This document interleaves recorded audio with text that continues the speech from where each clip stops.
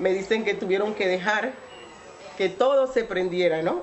Que los bomberos hicieran su trabajo para poder sacarla porque ya por ella no se podía hacer nada. Prácticamente la última que vio a mi mamá fui yo en ese estado. Y así como la sacaron, después la metieron en una bolsa, solamente dice que le pusieron el nombre a la bolsa y nadie más vio a mi mamá.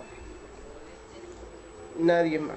Porque ya en esa situación, y como decían, había muchas personas fallecidas, no había espacio en la morgue y el entierro de ella tuvo que hacerse rápido, sin volverla a ver, sin volverla a vestir, sin peinarla, sin hacerle nada.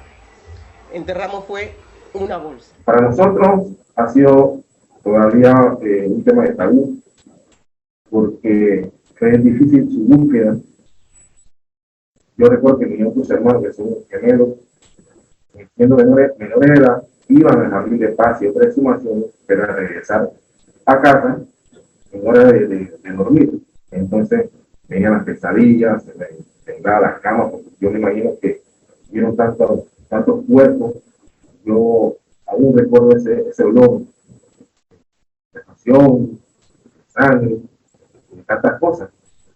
Los cuerpos que estaban caídos, sobre todo en el lado del Torrijos, en otros puntos, el ejército norteamericano no dejaba que la Cruz Roja Nacional y la Cruz Roja Internacional hiciera su trabajo.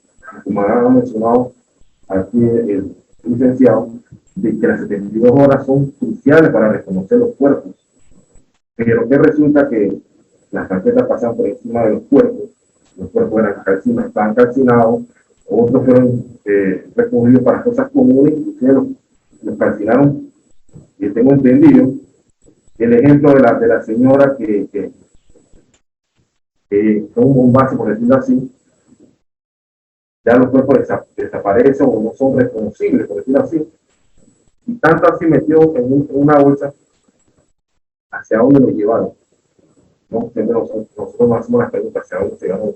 Tenemos testimonios muy, muy conmovedores y que describen situaciones indignantes, terribles, de violaciones evidentes a los derechos humanos, eh, situaciones terribles. Y a mí, Colón, la situación de las víctimas de Colón, me ha tocado especialmente escuchar esos relatos. Creo que la situación en Colón fue eh, terriblemente más caótica que la situación en Panamá, que lo fue terrible, pero en Colón realmente es terrible. La desprotección a la población civil, eh, el disparo a mansalva a las personas, a los edificios. Realmente eso lo hemos constatado y las personas en Colón todavía lo recuerdan como si fuera ayer. Los grupos de familiares de víctimas por casi 30 años estuvieron alzando su voz para que se constituyera o se diera una investigación sobre los hechos ocurridos durante la invasión y las víctimas de la misma, ¿no?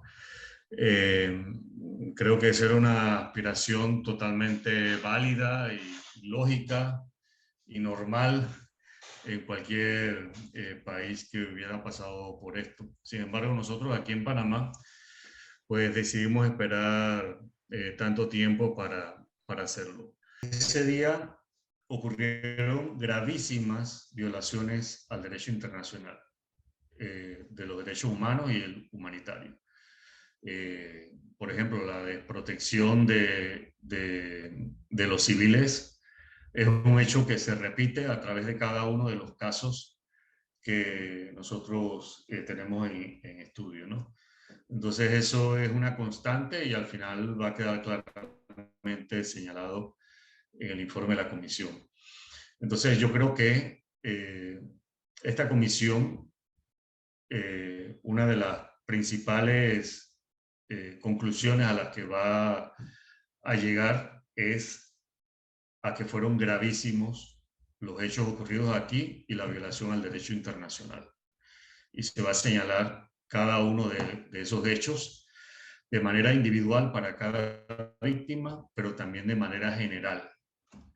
Y además de eso, en cuanto al número y la identidad de las víctimas, que es un aspecto que nos ha llevado gran parte del tiempo de investigación de la comisión, sobre todo el proceso de exhumaciones que hemos emprendido tanto en el Jardín de Paz, aquí en Panamá, como en el cementerio Monte Esperanza, en la provincia de Colón. Todavía, más de 30 años después, recuperando cuerpos sin reconocer de esa invasión, ¿no? Así que creo que son dos hechos importantes, ¿no? que están en el trabajo de la comisión y serán presentados al final del mismo, ¿no? Nosotros en la comisión solicitamos al Ministerio Público la reapertura de 16 expedientes judiciales de aquella época, es decir, investigaciones que se hicieron en aquel momento por parte del Ministerio Público y que llegaron a un sobreseimiento provisional porque las investigaciones no arrojaron suficientes elementos para llegar a una conclusión definitiva. Entonces, nosotros con los elementos que la comisión recuperó, solicitamos esa reapertura para tratar de exhumar esos cuerpos que no tenían identificación. Además, por otro lado, tenemos una lista de más de 30 familias que ya han aportado sus muestras de ADN porque manifiestan que tienen familiares desaparecidos durante la invasión. Entonces emprendimos esa labor para tratar de identificar esos cuerpos, pero es un proceso largo. Una exhumación no es solamente el trabajo de campo, sino que lleva un proceso previo, que es la revisión documental y análisis de la intervención. Posteriormente viene el trabajo de campo, donde se extraen esos restos, se llevan en cadena de custodia hacia la morgue judicial. Allá llevan varios procesos en distintas fases hasta que quedan listos para un análisis multidisciplinario donde se trata de determinar las características antropológicas y las causas de muerte de las personas y, en última instancia, poder extraer un ADN para compararlo con los familiares, ¿no?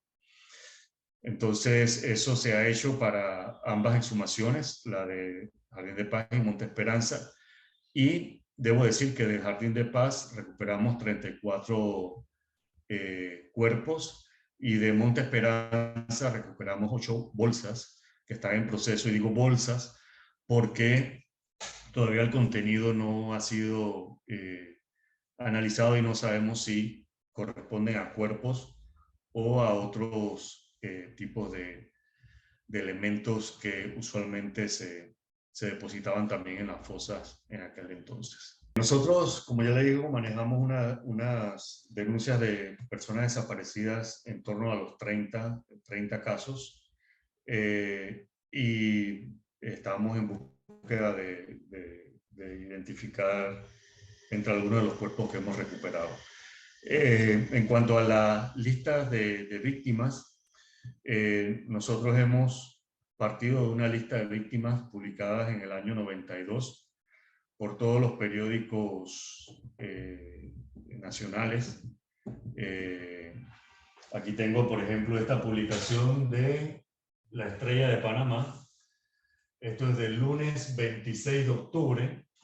Es una lista de nombres que alcanza los 317 nombres. Lista preliminar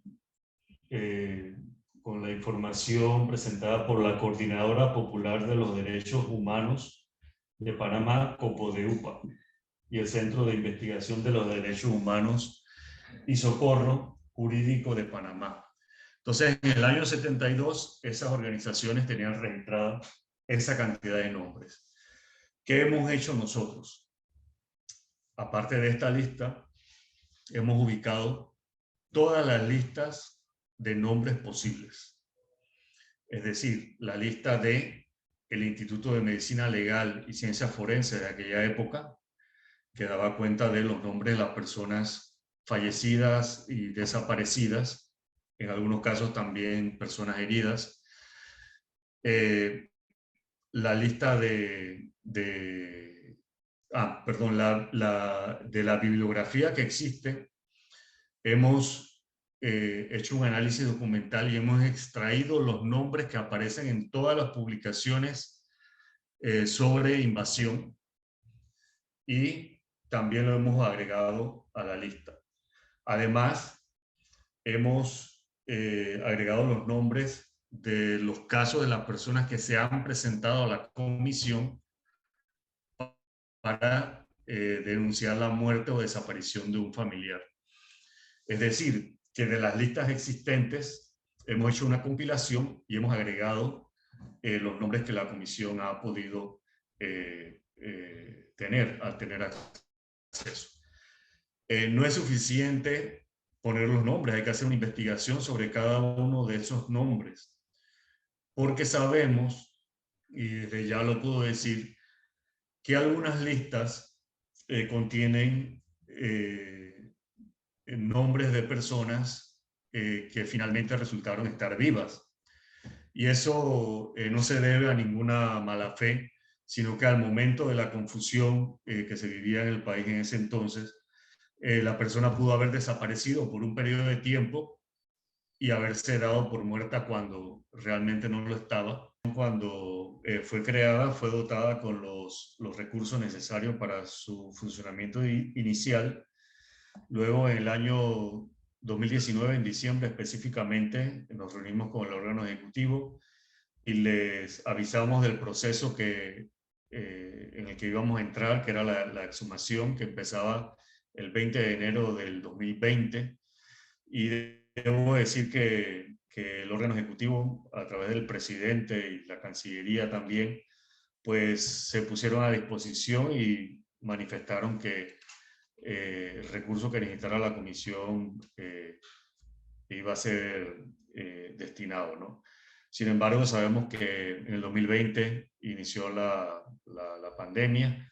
La comisión pudo avanzar en la exhumación en el Jardín de Paz con muchas dificultades, no solamente por la escasez de recursos, sino también por las limitantes de movilidad, la situación del COVID, que afectó muchísimo esa exhumación, pero también hizo que se extendiera por más tiempo del que se tenía programado, con lo cual los costos también aumentaron. Y bueno, no ha sido fácil recibir los recursos, pero hemos estado recibiendo los recursos por parte del órgano ejecutivo. Y ahora en el mes de diciembre, cuando la comisión realice su sesión pública, pues anunciará pues las necesidades y las medidas que se deberían tomar para continuar con este trabajo, sobre todo con el tema de la identidad de las víctimas. Exacto. Licenciado, memoria colectiva. ¿Qué análisis hacen ustedes de la memoria colectiva pues, de Panamá sobre esta historia o esta parte de la historia de Patria? Yo quiero decir que yo percibo que ha habido un cambio en la sociedad panameña con respecto al tema de la invasión. Recuerdo que hace unos años atrás era un tema tabú que bueno, no se tocaba en muchas esferas, no se hablaba de la invasión, se evitaba. Y yo creo que tanto fue así que hasta en los colegios se evita todavía hablar propiamente de la invasión. Y ahí tenemos un trabajo que hacer. Pero para eso necesitamos llegar a conclusiones sobre lo que realmente ocurrió durante la invasión, y esperamos prontamente pues cumplir con eso. Le voy a narrar brevemente el capítulo del 2020, cuando la comisión no tuvo dinero para para seguir con el proceso luego de la exhumación del Jardín de Paz. Es decir, se habían sacado los cadáveres del Jardín de Paz y se habían llevado a la morgue y no había recursos para pagarle a los peritos para que continuaran el análisis. Y la familia pues entraron en una situación que yo creo que era como revictimizarlos, ¿no? Porque ya habían pasado por todo el trauma de no tener identificación de sus familiares.